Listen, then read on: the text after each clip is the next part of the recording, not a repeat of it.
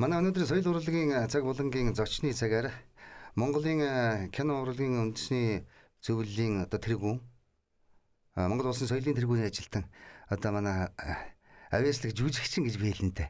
Өөрөө чинь манай ундрал хөрөлцөн ирээд байна. За баярлалаа.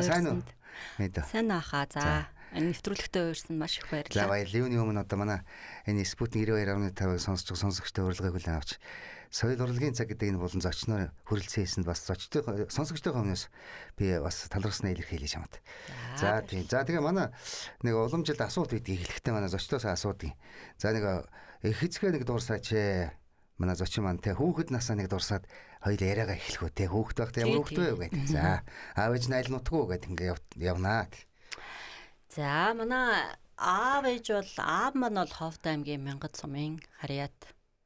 За хуучин Тээврийн яам гэд байдаг байсан.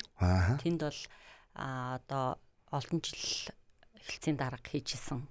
Яг инженер хүн байдаг. За одоо бол мэдээж тэтгэвртэй гарцсан. Тэгээд зах зээл шилжээд мэдээж хувийн пүүс хошоо байгуулад ингээд. Тэгээд тэтгэвртэй гарсан хүн байдаг. Ээж минь бол дотор үе мөчний одоо эмч. Их эмч хүн байдаг. Бас тэгэл толгойт юм больницад эрхлэгчээр олон жил ажилласан. Сүүлд 7-6 дугаар төв байдаг Баянголын. Тэнд бас тасгийн эрхлэгчээр их олон жил ажиллаа. Сүүлд бас хувийн эмнэлэг тэ зах зээл рүү шилжээд ингээд үүсгэн байгуулжсэн ийм хоёр хүн байгаа. Тэгээд ээж аав хоёр маань бол ээж маань бол булган одоо булганыг тэгтээ хотод дүрсэн. Одоо 10 жилийн 5 дугаар сургууль гэж яддаг шүү дээ. Тэрийг төгсөжсэн. За чи бол чиний хүүхднээс одоо Улаанбаатар төрсөн үү? За би бол Улаанбаатар хотод төрсэн. За хэддүгээр сургууль 1-р ангид орж ив. Одоо тухайн үед бол нийслэлийн тэргүүний 24-р сургууль гэж ярьдаг байсан. Одоо бол 24-р сургууль гэж хэвээр байгаа. Одоо эхлэлгүүрийн баруун талд байдаг шүү дээ. Тэнд би нэгээс ороод тэрийг төгссөн байгаа. Тэгээд хүүхэд байхдаа бол ерөнхийдөө нэг ийм юм надад тохиолдсон байхгүй. Нэг 2 дугаар ангид илүү Монгол кино нэгтгэлээс. За. Одоогийнхоор бол аудишн буюу хүүхд киноны туслах дүр сонгон шалгаруулалт ингээд сургуулиудаар хаа нэг явдаг байсан ш тас мэддэг үү? За тийм. Тэгээд нэг юм туслах найруулагч ирээд тэр үеийн Монгол кино нэгтгэлийн цогцол зураачийн буюу цогцолгоо найруулсан одоо сосор барамгаан тоглосон чи нэг кино байдаг. За тий. Тэрний нэг юм жижигхэн хүүхдийн туслах дүрийг шалгаа явж байгаа. Тэгээд тэрэнд би шалгуулаад тэнцчихгүй юу? За. Тэгээд тэнцээд 2 дугаар ангид. Тий, 2 дугаар ангид. Тэгээд ерөнхийдөө миний нэг юм жүжигчин болох ч гэдэг юм уу дэлгэцийн урлаг руу орох замнал маань тэндээс үүдэлтэй байхгүй юу? Тэгээд шалгаруулсан чинь тэнцээ тэгээд тэр нь тоглоод тэгээд дараад нь цэвүүн цагийн богдын Аминагийн баг дүр тоглоё гэсэн чинь тэнцсэн байжсэн чинь манайх лагер гараа яваад тгсэн. Тэгээ тэр ардуур намайг баахан хайж бичгэнжаад нөгөө утас шүрмс байдаг байсан юм чи. Тэгээд яг нэг тим анх юм төвхтэй байхгүй миний яг одоо тийм бэ. Ер нь бол багнаас тийм бэ.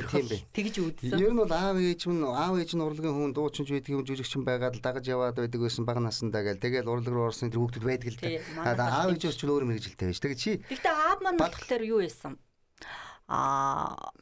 Бүх холбоотны юу гэж байдаг гэсэн шүү дээ. Урлагийн кино урлагийн дэс сурвал. Одоо урлагийн наадам гэж болдог байсан шүү дээ. 78 онд Куб руу хөөмигөөр явж исэн. Хөөмилдэг байсан байхгүй юу? Ардын аястай байж. За. Ерөнхийдөө тийм олон фестивал юмд хөөмилж явж байгаа. Тэгээ болоод инженер. Тэгээд чиний хувьд бол яг тэгээд киноны пробон тэнцээд явж ингээд. Зүгээр сургууль бага ангид дунд сургууль байхдаа тэр нэг хүүхд байдаг шүү. Урлагийн үзлэг ангийнхаа урлагийн үзлэг аваад гарчдаг ч тийм дуулдаг, шүлэг уншдаг байв уу? Бүх юмд нь ордог байлаа шүү дээ. За тийм бай. Тийм хүүхд байж тийм. Дуулаад тийм шүлэг уншаал хөтлөөл ингээл бүх юмд нь л ордог байсан. Тэгэд манай яг анги даасан багш нар илүү бас ийм тийм урлагийн талын мэдрэмжтэй бага ангийн манд багш цэцгмаа гэдэг нэг бас ийм хөөрхөн сэргэлэн багш байдаг байсан. Тэгээд хүүхдүүдийг айгүй их урлаг руу оруулсан манай ангийнхныг. Манай ангиас чи ер нь айгүй олон хөтлөгч нэвтрүүлэгч энэ төр төгссөн шүү дээ 10 жилээс шүү дээ. Тэгээд дараагийн маань ахлах ангийн багш маань юмчмаа гэдэг одоо муйс багш л байгаа багш байдیں۔ Тэгээд тэр багш нар маань бол ер нь юм их өөрсдөө одоо бага наснд их юм хүний нөлөө их байдаг шүү дээ тий. Одоо ялангуяа багшийн нөлөө.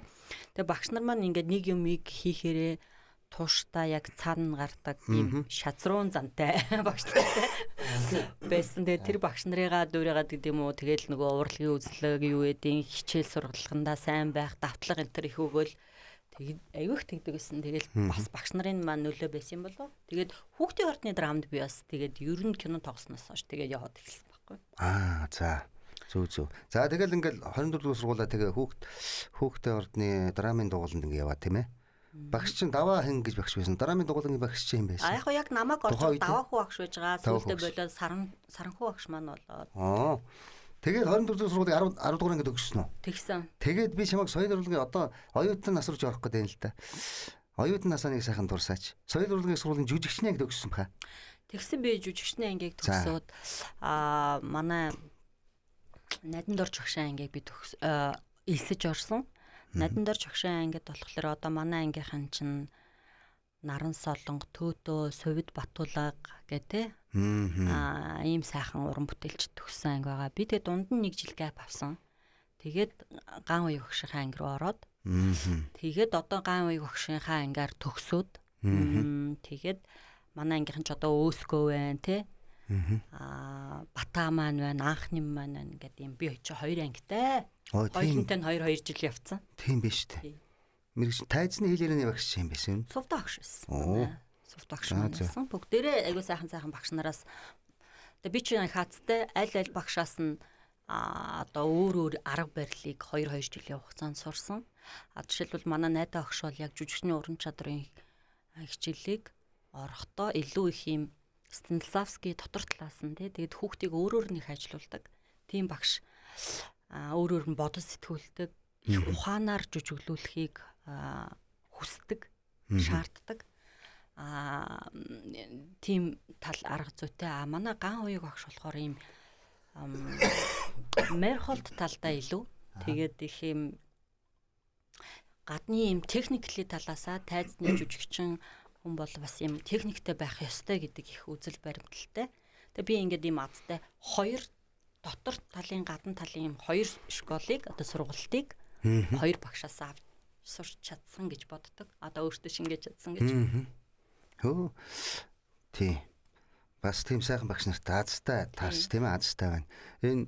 Тэгээ би өөрөө чинь бас ялангуяа Монголын уран сайхны кинонд голбоо туслахтууд олон кино тоглосон гэж мэднэ л дээ. Тэр кино тоглосон одоо жишээ нь тэр телевизийн баяр найруулагч Баярагийн 3 өдөр 3 шөнө үлээ. Энэ тэргээл нөгөө 3-7 хоног. 3-7 хоног ч үлээ тэр кинонд би нөгөө дуу оруулсан. Ам бариад лалтан тий. Гээд олон кино байгаа дээ чиний. Тэгээ кино тоглосон түүхээс жоо яриач. Бас нэг юм олон кино бишээ. Би чим байгаа та. Нэг 10-аад л кино тоглосон баг. Тий. Ер нь бол тоо байлгүй хаа үзэж тоо олон тоглосон. Хамгийн анхны кино маань бол тийм Монгол кино нэгтгэлийг яг одоо Монгол кино нэгтгэл гээд тий яг дээр үеийн статустай байхад нь тийш тоглоод ингээд надад ингээд үлдсэн байдаг байхгүй би ингээд одоо хальсны ширээмэрэн дээгүүр н оролж байгаа хөвгт юм болоо тий хөвгтийн гүүж очиж үзээл тий ингээд тэр ави чи ингээд жоох хөвгт чи ингээд гүүгээл явж байгаа шүү дээ тэгэж өнгөрөөжсэн за түүний дараа бол оюутан болсон хойно тоглож исэн бас багш нар чинь нэг их явуулах дургу дөнгөж 1-р курсын оюутан 2-р курсын оюутнуудыг одоо ямар нэг арга барилтай болчихно л гэж боддог байсан юм шиг одоо бидний хэллэгээр бол штамп болно гэж ярьдаг штэ. Тэгээд дургу байдаг байсан. Тэгээд би тавилан гээд одоо манай гайсынхан амар сайхан бид хэдийн тоглосон кинонд анх тоглоод кинонд тоглолоо гэд хөгдөжсэн баггүй юу. Тий 2-р курстэй. Тэгээд 1 жил гэп аваад дараагийнхаа анги руу орсон төгтөө баггүй юу. Эхний маань уран бүтээл эхний бодлоор чанга байсан шүү. Тангимч. Тэгээ оюутнууд хийдэг байсан ш нэрэ. Кино тоглож болохгүй гэж хэлгүй явчлаа гэдээ уурлаад.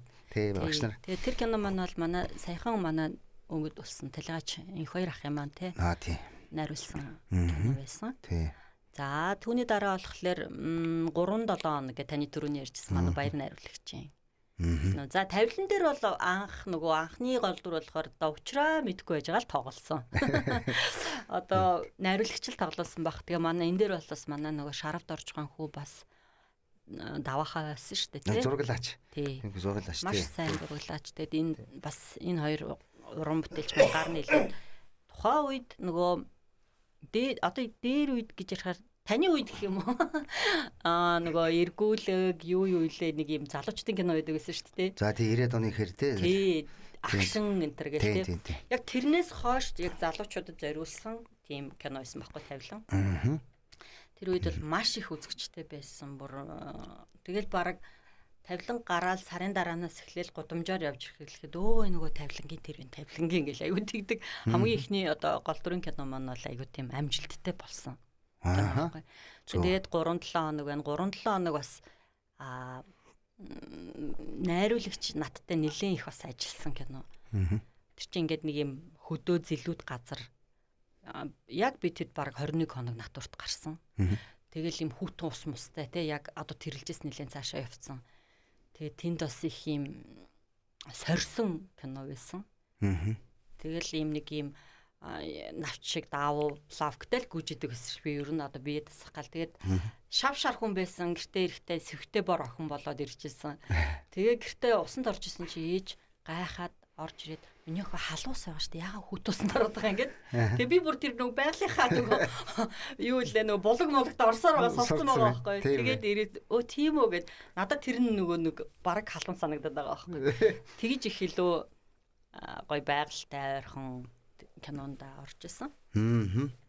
Тэгээд түүний дараа болохоор Өрөмний үтгээд кино байна тий. Тэр бас хөөрхөн кино байдаг. Одоо бас тэрийг нэрээс эсэргээж нэг телевизээр гаргана гэх одоо бодсон чи тэр их хөөрхөн дараа нь бид хэд чин би өөрөө яг тэр киноноос эхлээд нэг юм продюсерийн ажил руу орж эхэлсэн байхгүй юу? Одоо миний продюсерлсан манай бас энэ хоёр ахын найруулсан кино байдیں۔ Түүнээс эхлээд ерөнхийдөө продюсер хийда гэдэг бодол төрчихсөн. За энэ дундуур болохоор бас оюутан байхдаа нөгөө нөхрөө надад зарчих гэдэг нэг Орсын зохиол дээрээс сэтвлэж хийсэн тийм сонгодог энэдмийн жүжигтнийг тоглож ирсэн. Би ер нь нэг анх оюутан болохдоо илүү тайзны бүтээл сонирхдаг хүүхдээсэн. Зөв харин би асуух гэж байсан. Одоо кино урлагаа яаж тайзны уран бүтээл тэр нь тэгээ төгсөө жүжигчин гэж мэргэжлсэн юм тоглож ирсэн үү гэж асуух гэж байсан юм тий. Жүжигт бол олон байсан бас тоглосон жүжиг байгаа да. 3 жүжигт тоглож байсан. Ер нь яг тайзны хамгийн ихнийх нь тэр нөхрөө надад зарчих. Тэгээд тэрэн дээр бол манай ган уяг найруулагч багш маань найруулжсэн Эрхэм Илч гэдэг те манай Эрхэм Илч гэдэг гэсэн те лавга ахын. Нараа их чинь тэр бидэд тоглож байсан бас миний гол дүр хамгийн анхны гэх юм уу. Тэгээд тайц чи илүү хүн санагддаг надаа. Тэ одоо их ур чадвар шаардсан штэ тухай шууд юм чинь. Real time тоглож байгаа болохоор тэгээд тэрний дараа тайчгч өгөө тэгээд манай Батэргэстмаа найруулагч юм те зохиол тий. За тийм байна. Өөр найруулсан штэ бас. Зохиол нөгөө тийм өөрөө найруулаад манай Эби Боги баясаа бид хэд ажилласан. Драмын театр тавиал. Энэ дээр ч гэсэн би бас яг жүжигэн дээр нь продюсер хийжсэн. Ер нь их юм уран бүтээлүүд дээр продюсер хийх сонирхолтой юм шүү. Өөрөө. Тийм байна тий. Тий. Яг уран бүтээл татаа хийдэг байхгүй би. Тэр ажил ямар учиртай байна. Ягаад тэгс продюсерийг сонирхоод байна. Сонирхоод байсан ч анх. Яг уу ингэж бодсон юм шиг. Яг уу тэр кинон дээр бол анх ингээд продюсер хийжсэн. Жүжиг рүү орохдоо бол би Hero Entertainment-ийг хамт ингээ үүсгэн байгууллаа явж исэн. Тэгээ маш олон юм компаниудтай реклам, нэвтрүүлэг энэ төр хийдэг байсан. Тэгээд ийм бизнесийн байгууллагынтай ингээд бүр багасаа ажиллахгүй юу. Анх чинь би нэг G Entertainment-д ороод. G Entertainment-аас би маш олон зүйлийг сурсан л да. Манай Рок Мөхсах ах, Гамболт ах хоёроос бол хэрхэн дийл хийхийг сурсан байхгүй юу. Одоо бизнесийнхэнтэй те компани том менежерүүд боссуудтай хэрхэн яаж одоо рекламныхаа 8-ыг хийх үү гэдгийг байнга дагж явдаг.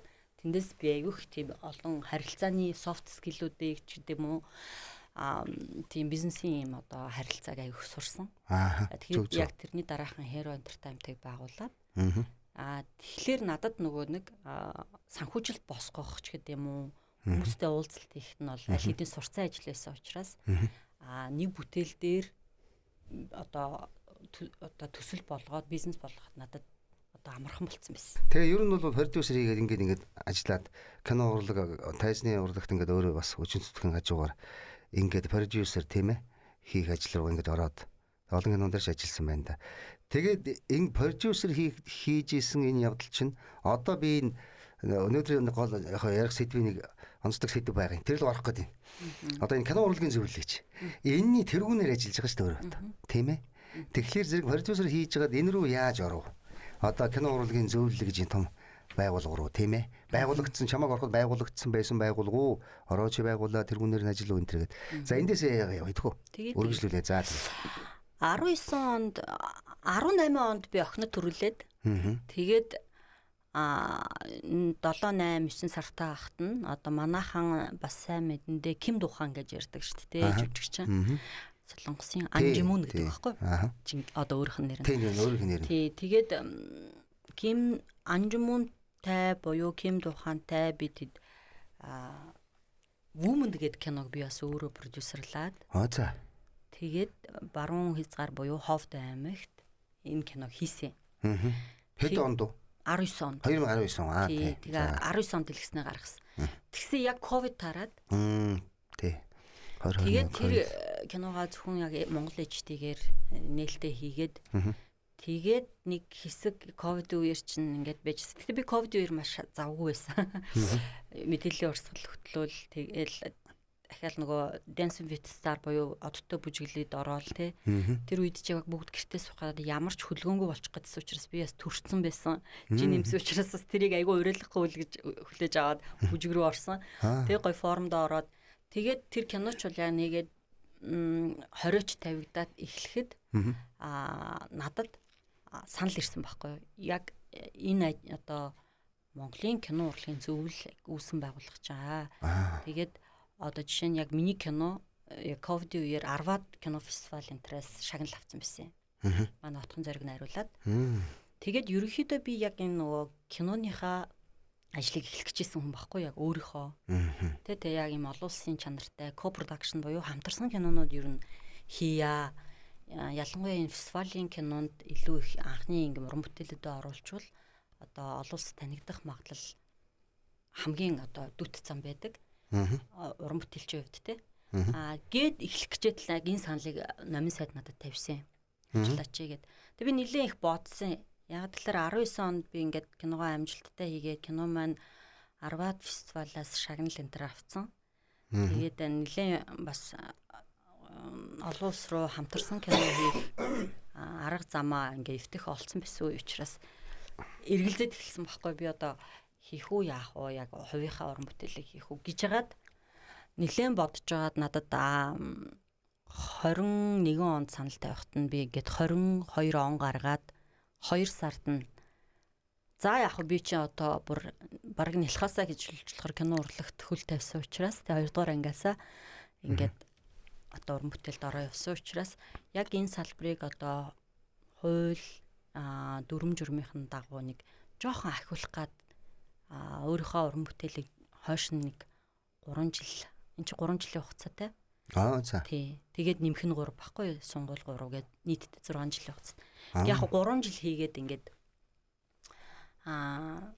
кино салбартаа нэмэр болъё доо гэдэг үүднээс одоо хамцуу шаналаад орсон түүхтэй. Зөө. За тэгээд манай сонсогч давчхан нэг хариулж өгөөч те. Энэ Монголын кино урлагийн зөвлөл ер нь ямар зорилготой байгуулагдсан байгууллага вэ?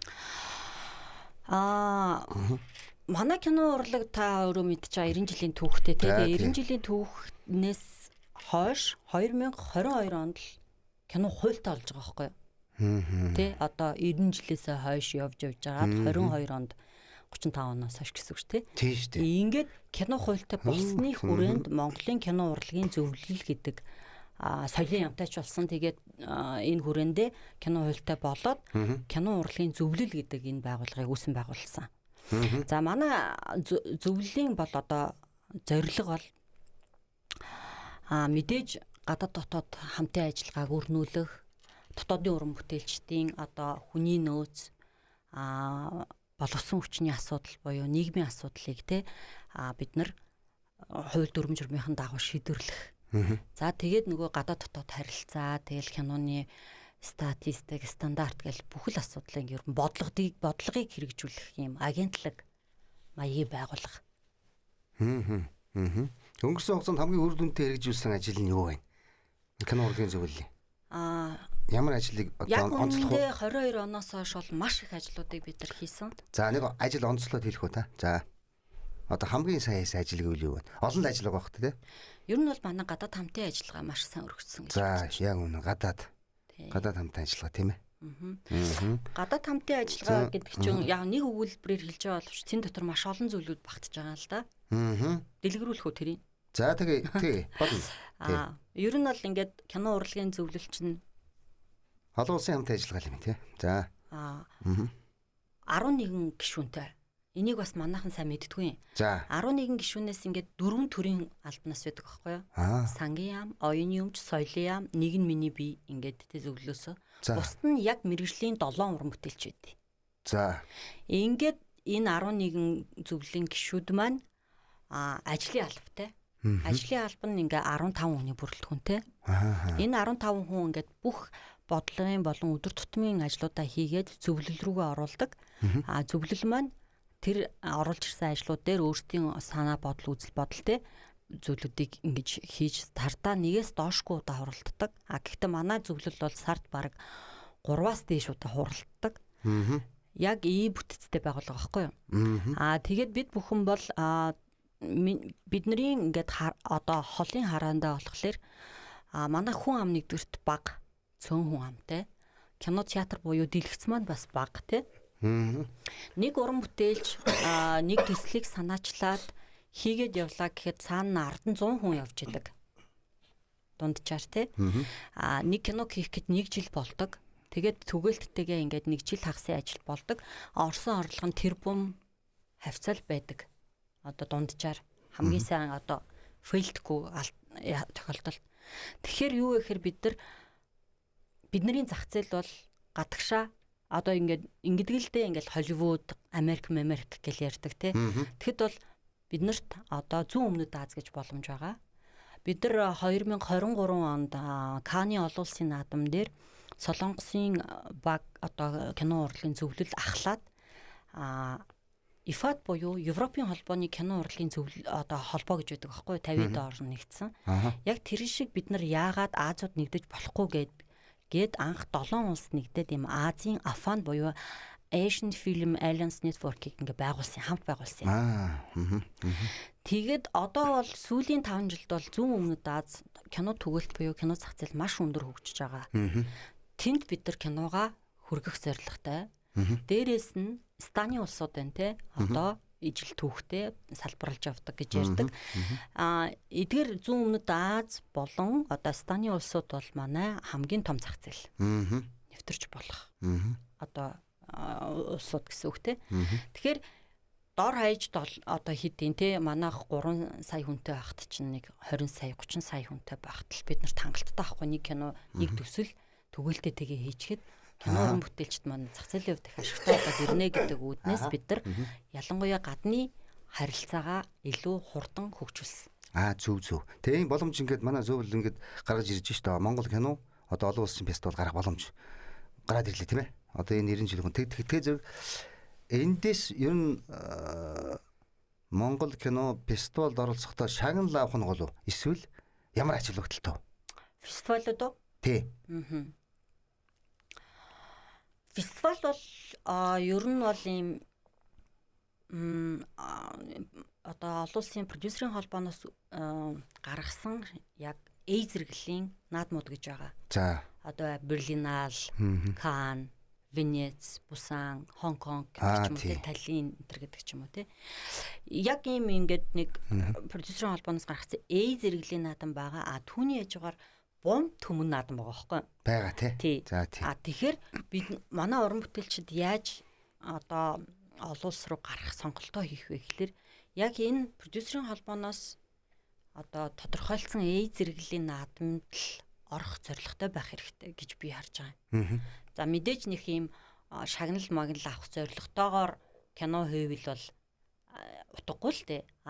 Тэгэхдээ нэгэнт фестивал руу явуулж байгаа бол бид нар одоо өөрсдийн орны ондоошлыг харуулсан тий уран бүтээлийн чанар сайтай бүтээлүүдийг тийм зэрэглэлийн наадам руугаа явуулах юм бол нэгдүгürt найруулагч маш хурдан танигдана. Хоёрдугаарт тэрийг дагаад угаасаа хамтрах саналууд маш их орж ирнэ. Тэгээд угаасаа олон улсын хүнл олно гэсэн үг байхгүй юу? Бидний уран бүтээлчдийн хамгийн хүсдэг зүйл чинь олон улсын одоо ур чадвартай найруулагч болох, уран бүтээлч, жүжигчд болох зорилготой шүү дээ. Тийм. Зөв. Ер нь ингээд олон улсын фестивал биш үү? Энэ фестивалд орж байгаа манай Монгол кинонуудын ямар төрөл нь илүү одоо юу гэдгийнтэй өндөр оноо болдог. Энэ талаар юу гэж боддог? Ер нь бол олон улсын наадмын уран бүтээлчдийн хамгийн гол зорилго бол фестивалд бол commercial буюу арт киноны нийлэмлийг хийх зорилготой байхгүй юу? За. Одоо маасан ч үзчихдэг. Фильм фестивалдаач одоо энэ нь төрүүлдэг гэх юм уу те. Тэрний нэг том жишээ бол нөгөө Солонгосын кино шүү дээ. Оскар авдаг. Тий. Юу лээ нэр нь? Зөөх мэнаа. За тий. Тэр Солонгос кино. Тэр бол жишээ нь яг ингээд бүх одоо Солонгосын арт түмэн битгээл олон улсын баг манай монголчууд эдэр бүгдээрээ үзсэн шүү дээ те. Тэгсэн мөртлөө маш олон наадмуудаас шагнал авсан. Оскар одоо шалгарсан гэх юм уу те.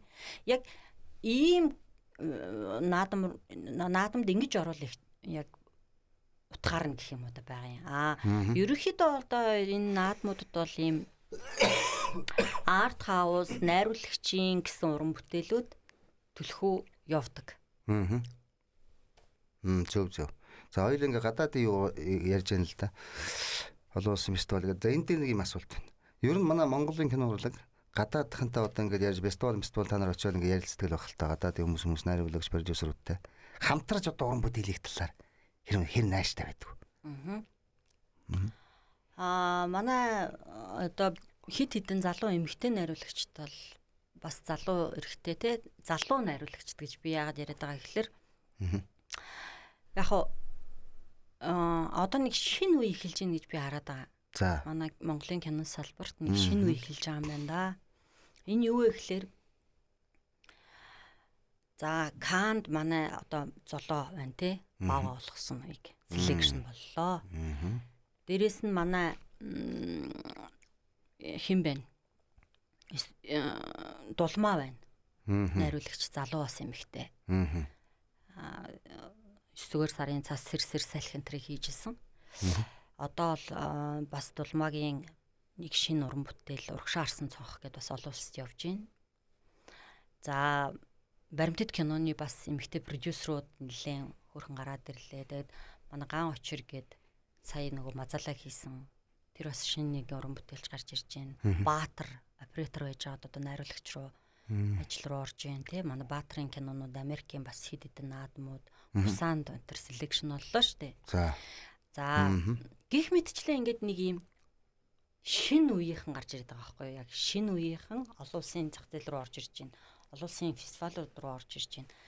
Дээрэс нь энэ жилийн үед гэхэд манайхан нэг энэ жил бол би өөрөө яваагүй. Тэгээ манайхан Кан дээр одоо төслийн питчинг ийм сешн зохион байгуулад шинэ уран бүтээлүүдэд толиулж хахад манайхантай ийм олон улсын продюсерүүд ирээд уулзаад үздэг.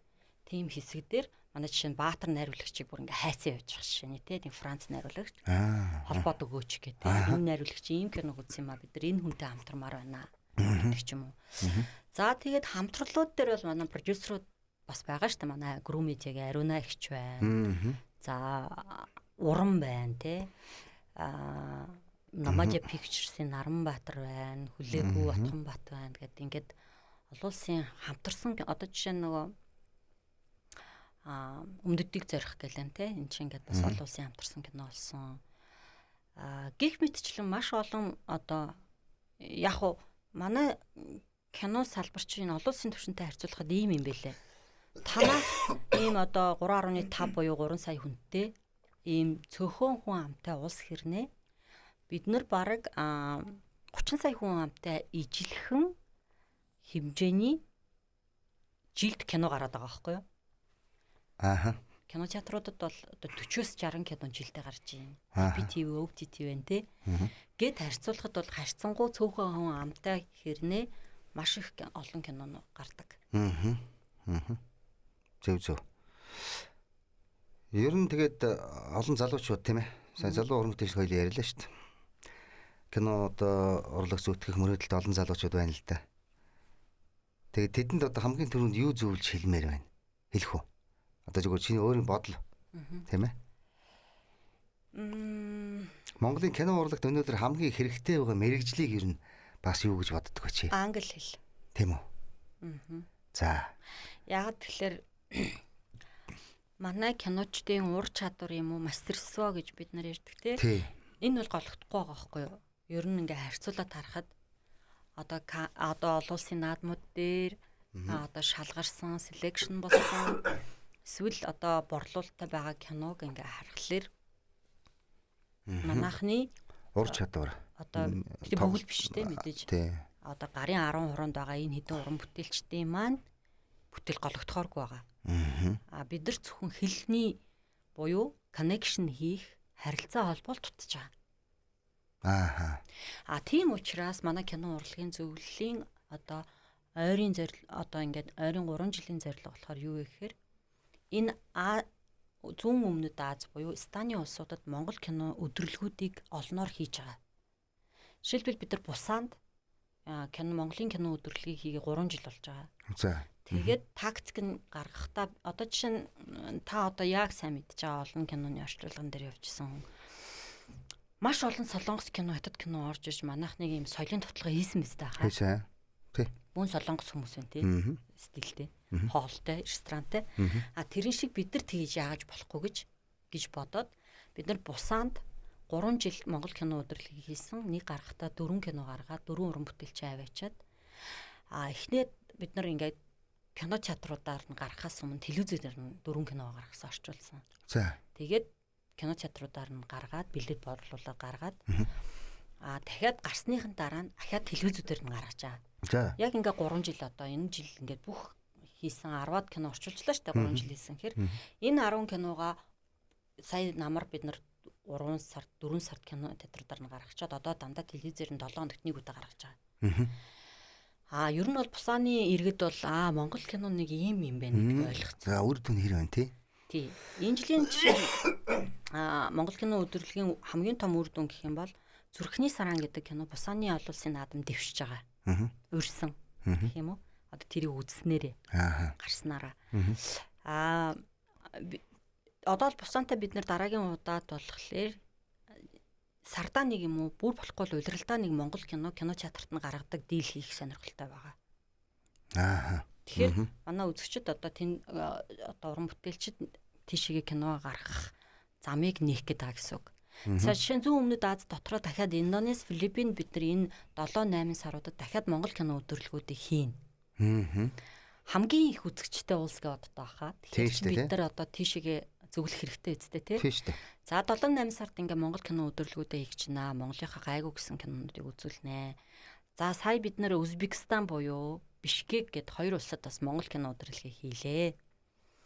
Бас нэлээд нааштай хүлээж авсан. Үүний зэрэгцээ бас Узбект хийсэн кино өдрөлгийн хүрээнд манай фантастикийн Тамирын очиж уран бүтээлээ төлөвлөж 3 бүтээл үзүүлсэн.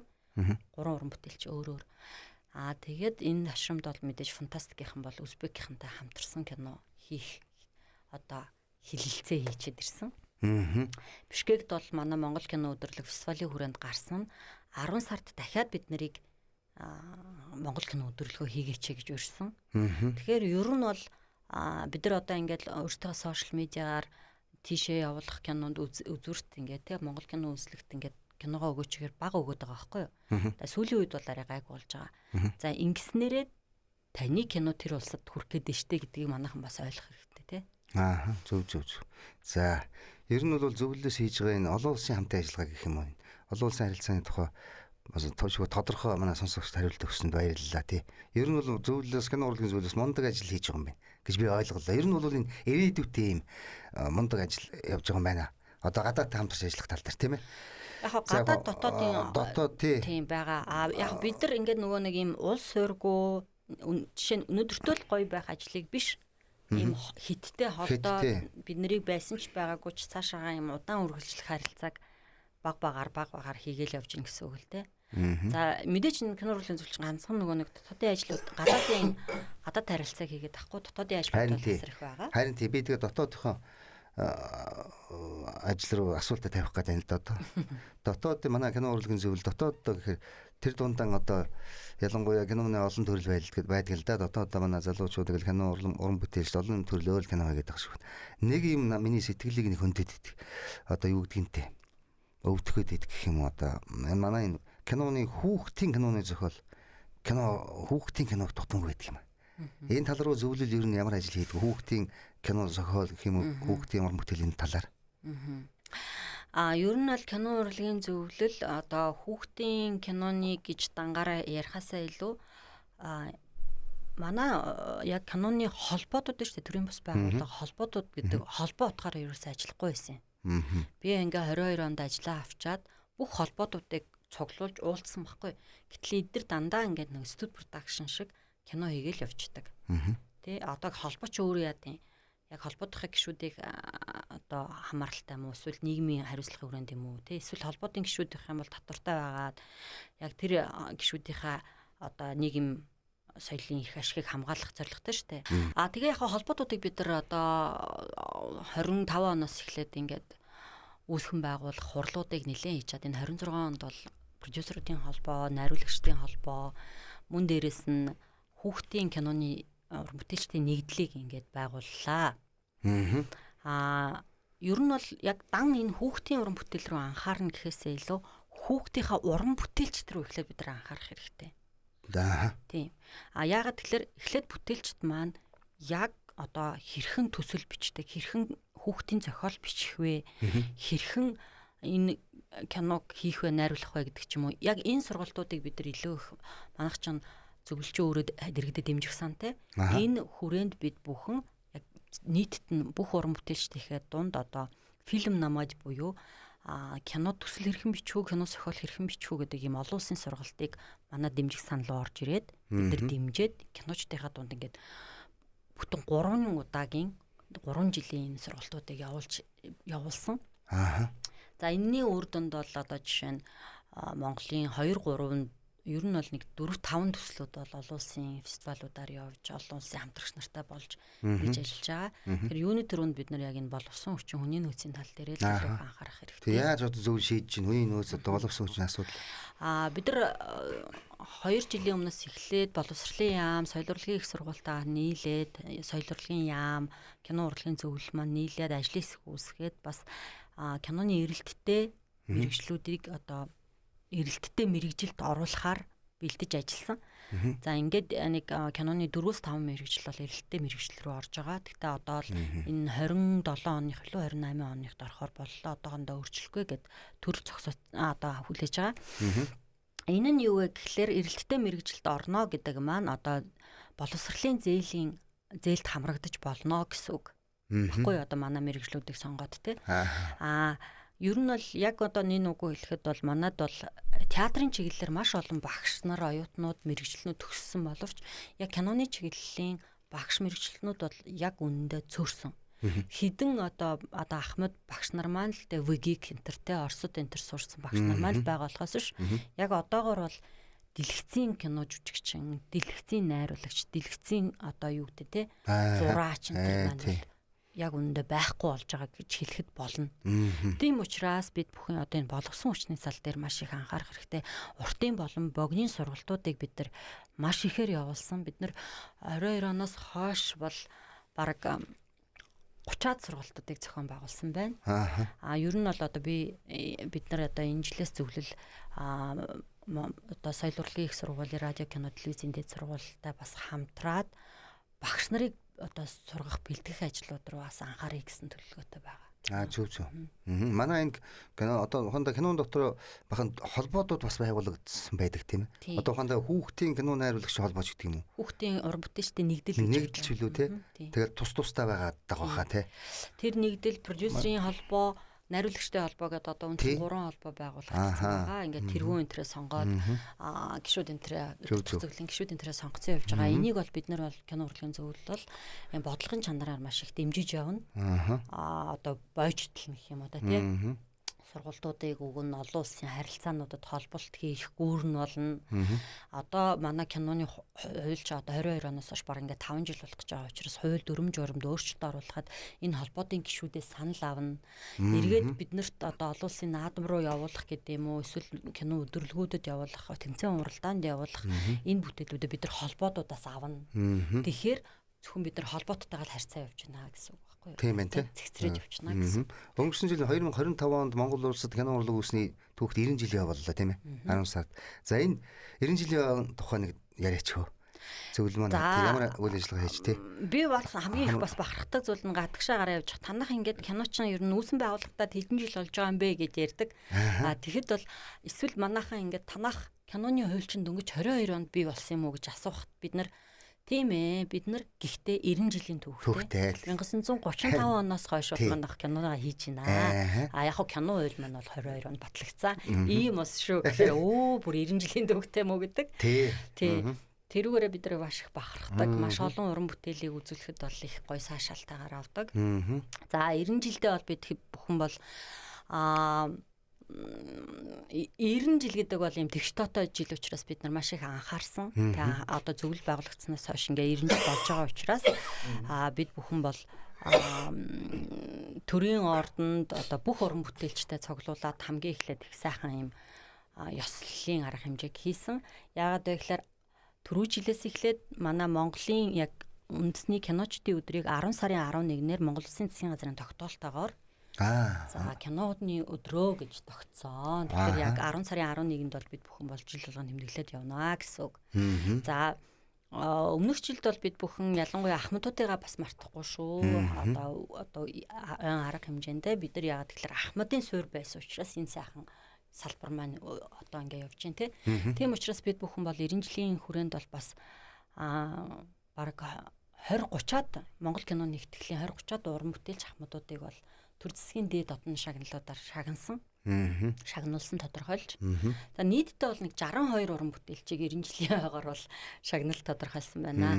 За яг хөө ингээд түрүү жил бол тэгээд бид бүхэн бас хэсэгтээ нөгөө ийм дээд удирдлага бодлогын газар байгаагүй учраас ингээд бараг 90-ад хоноос хойш уран бүтээлчтэй ингээд цуглуулад тий 2000-ад оноос хойш уран бүтээлчтэй ингээд цуглуулад нийтээр нь ингээд сайхан баярлуулсан.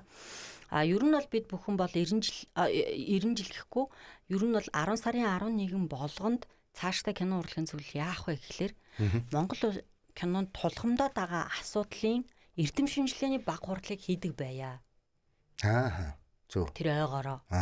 Бид нар ямар зүйл тулгараад тулгамдаад байгаа гэдгийг бүх уран бүтээлчд гадаад дотоодын бас киноны эрдэмтдийг ингээ ураад хилэлцээд тэндээс ингээд гарсан зөвлөмжийн дагуу бид нар уртын болон богинын бас бодлогодоо оруулаад яваад байя гэж тэмдэглэлээ гэдэг юм зөвлөл шийдвэр гаргасан. Зөв. За тэгэл 90 жилийн За тэгээд иймэрхүү ажлууд байна. Тэгээд ер нь бол манай одоо жишээ нь би түрүүн танд хэлсэн нөгөө нэг дэмжих сантай тэгээд хууль маань бас 5 жил гараг болох гэж байгаа учраас бид нар бас хууль дээр их юм шинжилэл хийлгэж байгаа. Энэ хүрээнд бас манай дэмжих сангийн асуудал, дэмжих сан бол жилдээ 2хан зарлагддаг. Кино уран бүтээл хийх, сургалт семинар, олон улсын фильм фестивалд явах гэх мэттэй. Монгол киног сэргээн засварлах гэх мэт ийм үйл ажиллагаануудад бол иргэн төлөгдөх нөхцөлтэй болон зээл гэсэн ийм сангийн дэмжлэгүүд байдаг. Тэгээ бид нар энэ дэмжих сангийн одоо жишээ нь 2 удаа зарлагддгийг ядаж 4 болгочих тий. Кино хуулиудад одоо цогцтой цогсохгүй байгаа асуудлууд дээр шинжилэл хийлгэе. За дээрэс нь татврын маш олон бодлогод гарсан. Нэг гоё уран бүтээлчдэд одоо мэдүүштэй нэг татврын хууль гарсныг бас ярилцчих уу. За. Тэр юу гэхээр татврын 1% гэж байгаа юм. Энэ нь одоо урд нь бол ингээл манай зах зээл рүү шилжээл манай кино уран бүтээлчд одоо айл болгоны компани болгоны хаалгыг тогтшоо одоо ивент тэтгэлэгч гэдэг юм уу спонсор хайдаг байлаа шүү дээ. За тий. Одоо бол тех шаардлагагүй болсон. Одоо бол тухайн компани аж ахуйн нэгж татварт өгж байгаа татврынхаа зөвхөн 1% нийгмийн хүрээнд нийгмийн хариуцлагынхаа хүрээнд нийгмийн хариуцлагынхаа хүрээнд зөвхөн татврынхаа 1% кино болон дуу хөгжим гэдэг ийм чиглэлүүд байгаа. Тэрэнд өгөх боломжтой болсон гэсэн үг. Тэгэхээр одоо татврын зөвлөхүүд гэж байгаа тэдэртэйгээ хамт ингээд татврынхаа хүмүүстэйгээ хамт компаниуд дээрээ ороод одоо нэгэнт татварт өгөх мөнгийнхаа 1% кино салбарт өгөөч гэдэг ийм асуудал болгож байгаа байхгүй. Зөв. Тэгэхээр бол энэ бол ийм 35 он хүртэл үргэлжлэх ийм гайхамшигтай сайхан тийм байх тийм ашигтай хууль гарсан. Энийг бол мэдээж манай саксныхан маш сайн ашиглаж байгаа. Тийм үү. Спортын ашиглаад байна тий. Манай киночдоос сайн хэрэглэх хэрэгтэй байна. Зөв. Зүгээр надад нэг ийм асуулт байна. Тэгээ яг олон сайхан юм ярьж байгаа. Олон кино зөвлөлийн тухай өөрөө их сайн дэлгэрэнгүй ярьлаа. Би Монголын кино урлаг 90 жилийн түүхтэйгээ тий. Энд манай алтан үеийн одоо уран бүтээлчдээс киночдоос одоогийн залуучуудад юу ямар өв үлдээсэн бэ гэж боддог бай. Зөв шинэ хувийн бодол. Маш сайхан асуулт байна. Тий. За манай алтан үеийнхэнтэй бол юу ярих вэ? Хийгдгээ сайхан бүх ажлууд кинон дээр бол хийсэн. Энэ алтан үеийнхний үлдээсэн өвдөр мэдээж залуу үеийнхэн бол шинэ технологи, шинэ сэтгхүү, өгүүлэллийг нэмээд манай шинэ үеийнхэн бол Монголынхоо тэр ондоошлыг хязгаарч алдахгүй гээд уран бүтээлүүд дээр шингээгээд яваад байгаа гэж би харж байгаа. Өв соёл ондоошлыг. Энэ маань өөрөө манай алтан үеийнхнээс ирсэн өвийг мэдээж одоо энэ үеийн шинэ технологи дэвшилтэт байдлыг нэмээд энэ орчин үеийн сэтгэл зүй өгүүлэмжийг нэмээд энэ үндэсний өв ондоошлыг ерөөсөө алдахгүй яваад байгаа гэж би харж байгаа. Улаан шугамын таслахгүй аваа явж байна. Ирсээ л гэсэн үг. Ер нь нэштэй олон улсад нэштэй нармах одоо ийм орчин үеийн хотын ийм хотын шинэлэг зүйлүүд тэргүй маш их байгаа байхгүй юу? Энийг бид нар яаж энэ орчин үеийн техник технологи сэтгэл зүйтэйгээ хослуулж өөрсдийн гэсэн өв соёл ондоошлыг алдахгүйгээр дэлхий рүү аваачих вэ гэдэг л чухал байна. Түүнээс биш Америк, Англи, Солонгос бүгд л ийм орчин үеийн юм байгаад штэ. Гэхдээ өөрсдийн орны нэг ийм классик ч юм уу хятад бол яа тийм нэг ийм агуулмж аваа яваад байгаа. Монгол ч гэсэн өв соёлоо тэгээд яваад байгаа гэж би харж байгаа. Харин тий. Тэгэхээр яг зүгээр би ийм асууж чамаас. Чи яг уран бүтээлч үнэ би чамаас асууя. Тэг кино урлаг зүйлийн тэргүүний хувьд биш. Уран бүтээлч жүжигчний хувьд асуух гэж чинь ирээдүйн 10 жилийн хугацаанд одоо 2026 2036 он 10 жил болох нь шүү дээ. Энэ хугацаанд чи Монголын кино урлагийг хэрхэн төсөөлдөг? Яаж хөгжих вэ? Би бол маш сайхан хөгжих байх гэж харж байна. Яа тэлэр манай шинэ үеийнхэн байна. Одоо энэ шинэ үеийнхэн маань энэ дунд Ахмад үеийнхэнтэйгээ микслээд яг өөрсдийн гэсэн манай алтан үеэс өвлөгдөж ирсэн энэ уран бүтээлийг л ер нь Монгол ондоошлол дэлхийд гаргах хэрэгтэй. Бид нар өөр юу гаргах хэрэгчих вэ? За яг хөө техник технологи хөгжсөн. Мэдээж энэтэй бол би ерөөсөө одоо юу яахгүй эргэлзэхгүй байна. Яа тэлэр техник технологийн хувьд манайх маш сайн мэдлэгтэй. Бүр бараг адилхан. Хизээч хоцрогдохгүй. За тухайда зураглаач кино зураглаач хүнхэд тэр технологиос илүү гарсан технологи даруулахгүй нэ гэсэн үг. Би бодож байна. Яа тэлэр манай уран бүтээлчд маш сайн зарим нь хилтэй байна тий. Одоо цөөнхөн л дөө. Тэгээ эн чинь бас киног аваа явж байгаа хэсэг байна. Маш сайн оператор зураглаач нар байна, маш сайн найруулагч нар байна. Энэ маш сайн ингээд ийм уран бүтээлчд байна. Тэгээ түрүүн чи ярианд хэлсэнд уран чадвар өндөр гэж. Тийм. Ур чадвар өндөр байгаа. Би бол эдрийг одоо манайхан нэг ийм стандарт л нэг биш байгаа байхгүй юу? Стандартын хувьд. Стандарт гэдэг зүйл дээрээ зэгцэрчвэл бусдаар бол манайхан бол нэг ийм хоцроод тах зүйл байхгүй наа л гэж харж байгаа. Би бол Монголын кино ирээдүг бол гоё өөдрөгөр харж байгаа. Манай уран бүтээлчдийн ийм сэтгэл зүй, сэтгхүүг хизэж хоцрогдохгүй юм бэл. Хоцрогдохгүй. Тийм. Тэгэхээр хамгийн гол юм чинь сэтгэх үстэй. Тийм. Ур сэтгэх. За яг тий яг үнэ тий. Үнэ. Ухаанда тэгээд би ахаад нэг асуулт байна. Кино бол би боддгийн хамгийн түрүүнд зохиол сайн байх хэрэгтэй гэж. Кино зохиол. Тэр зохиолын тал дээр чи юу гэж хэлэх вэ? Одоо бол манай бас нэг ганцхан дутагдaltaй зүйл нь маш цөөхөн киноны зохиолч нартай байгаа юм. Тий. Ингээд одоо book adaptation гэж жишээ нь байна те, номноос сэтгүүлсэн кино гэдэг шиг. Тэрийг яаж кино зохиол болгох вэ гэдэг бичвэрээ хийж стандартын дагуу бичих нь аюул чухал байгаа. Яг мэргэжлийн төвшөнд нь тийм ээ. Тий. Тэгэхээр манайхан одоо энэ зохиолч нарыг ийм яг би тань түрүү хэлээд хүний нөөц төр бид нар анхаарнаа, боловсруулчин дээр анхаарнаа гэдэг байгаа чинь энэ зохиол хэрхэн бичих, төсөл хэрхэн бичих, хэрхэн найруулах гэдэг энэ сургалтуудыг бид нар яагаад их хэмжээгээр одоо олон давтамжтайгаар өгөөд байгаа вэ гэхээр энэ суурьал бид нар маш яг стандартын дагуу, олон улсын жишгийн дагуу тэгээд өөрсдийнхөө ондоош юм шингээгээл сурчих нь гол байгаа байхгүй юу. Тэгэхээр бид нар ийм төслөө өөрсдийнхөө бичнэ гэж байхгүй. Яг ийм стандарт байгаа шүү дээ. Төсөл болгох, зохиол болгох. Яг тэрийг л сайн сурах хэрэгтэй. Тийм. Тэгээ мэдээж энэ офцд бол сурна шүү дээ. Залуучууд маань тийм. Тэгэл хамгийн гол нь чиний сая хэлээд байгаа ондооч төр Монгол ах уу тэгээд Тэгтээ ах уу түүхээ бол жишээ нь яг орчин үеийнхэн хэлбэрээр сонирхохоор шингээх хэрэгтэй.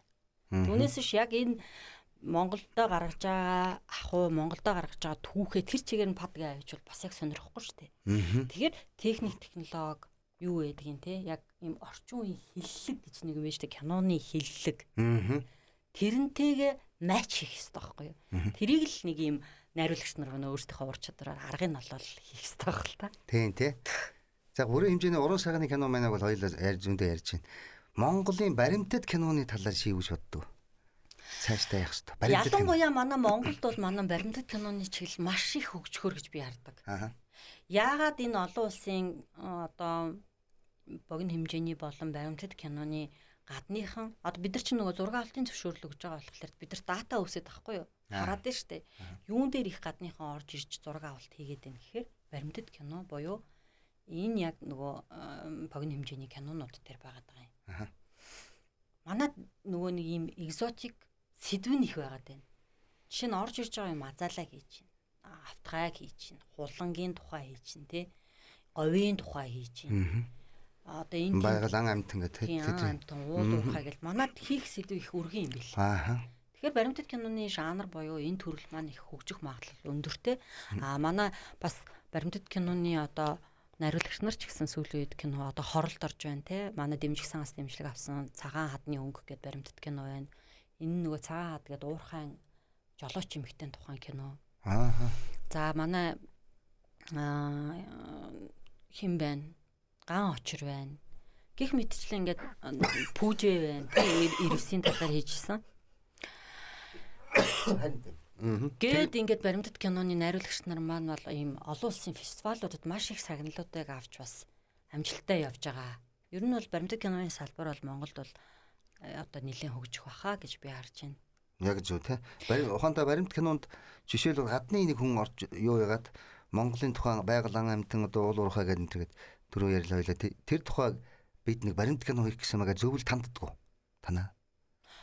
Зураг авалтынхаа зөвшөөрлийг манахаас авдаг учраас угаасаа бүх орж ирж байгаа гадны уран бүтээлчид манахаас зөвшөөрөл авч байгаа зураг авч байгаа байхгүй юу? Харин тий. Тэгэхээр бид нэр ийм чиглэлийн киноны одоо бөөгийн тухай маш их шашны тий. За тийм болохоор бидэрт нөгөө мэдээлэлүүд орж ирж харагдаад байдаг. За дээрэс нь манайх ч нөгөө гадны уран бүтээлчдийг татах бас нэг хууль маань болохоор татварын буцаа олголт байхгүй юу? За тэр нь яа дээ.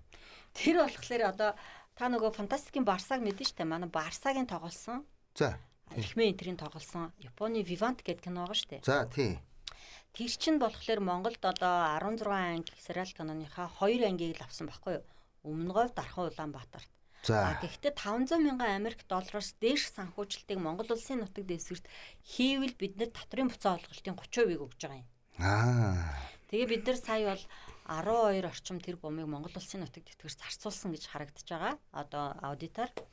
Тэгээ бид нар 2.7 тэрбумыг буцааж олгосон.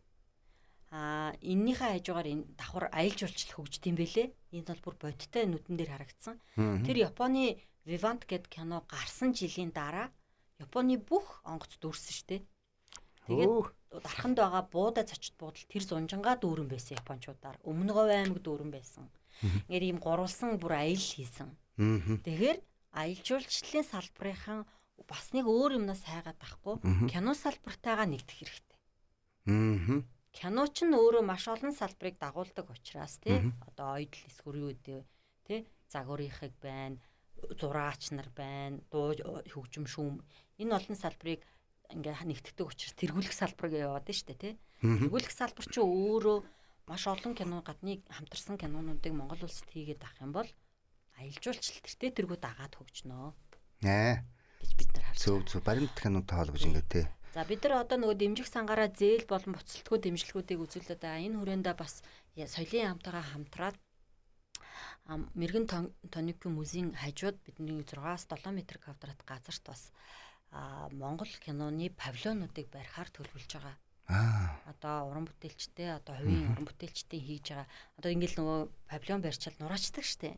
Тэрийг нь бид нар тэндээ ингээд сайхан хашаалж агаад павильонуудыг бариулаад эргээд кинонуудаа дахин одоо сүм хүрээ хийдийг барьчвал нураагаал дахиад бариадах шаардлагагүй штэ тий. Тэгэл тэнд нь эргэж авахлаад эргээд аяндаа энэ маань бас аялал жуулчдыг дагуулах хотхон болж магадгүй гэж харж байгаа. Тийш лээ тий.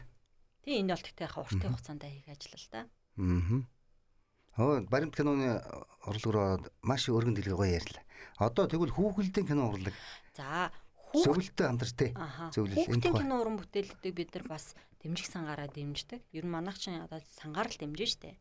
Энэ дээр бол бид нар үнэхэрийн одоо кино төсөл болохоор хүүхдийн хүмүүжилд эергээр нөлөөлөхөөр тий одоо тим уран бүтээлүүдийг дэмжиж байгаа. Харамсалтай нь тим яг чанар чансаанд нийцгээр уран бүтээл цөөхөн орж ирдэг. Маш цөөхөн орж ирдэг. За энэ жилийн хувьд бол бид нар одоо яхав кинон дарханд хийгдэх гээд хамтарсан солонгостой хамтарсан нэг бүтээл байна. Бид нар бол нэг 2-3 одоо нөгөө мартагдсан өдрүүд байна. Гар манд найруулагч юм тийм. Тэгээд ийм хүүхдийн уран бүтээлүүдийг дэмжиж байгаа. Гэхдээ бид нар хүүхдийнхаа төсөл дээр бол жишээ нь яг хүүхдийн чанартай маш сайн бүтээлүүдийг л журмынхаа дагуу дэмжинэ. Үүний сацуу бид нар энэ холбоог нь байгуулж бойжуулж өгөөд одоо энэ сургалт олон улсын харилцаа багш нар тий юу гэдэг тэр талаар нь ингээл дэмжихээр үйл ажиллагаануудаа хийгээд явчихна гэсэн үг. За их баярлалаа. За манай найруулагч тэндээс тохиод хүүхдийн гиснээс сая яхаа юу яасан шүү дээ. Бид хэд чинь бас нэг том ажиллаа нэг яриадах.